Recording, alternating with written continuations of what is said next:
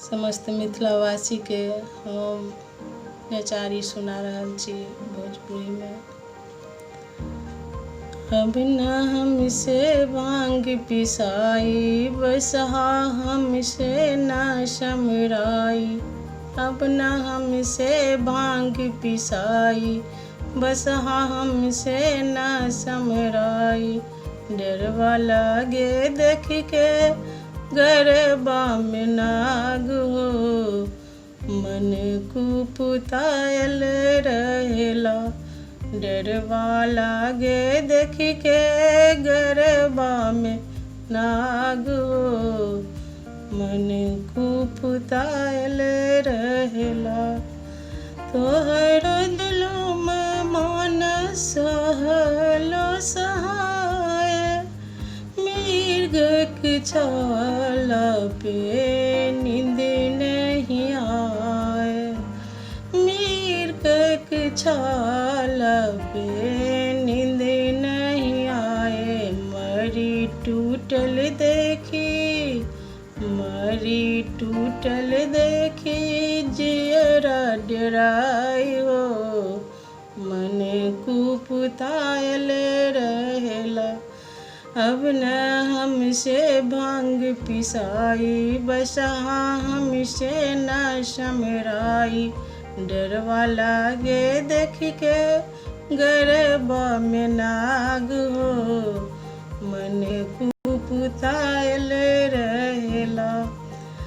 एक मन करे हमरा नैहर चल जैती, एक मन करे हमरा नैहर चल जैती। नैहर में जाके सारा जिंदगी बितैती।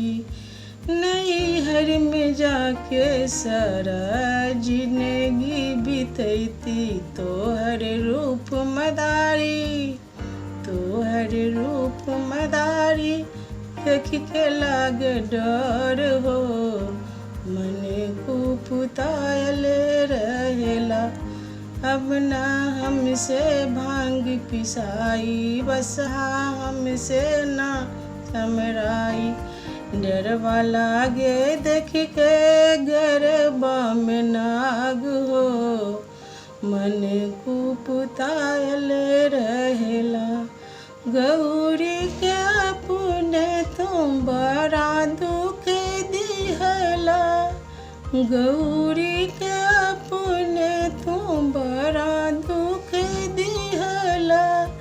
बतिया हमार भोला कबहू न मानला, बतिया हमार भोला कबहू न मनला। तू त जोगी भला, तू त जोगी भला जटवा बढ़ाई हो, मन कुपुतायल रहेला। अब न हमसे भांग पिसाई, बसहा हमसे न समराई।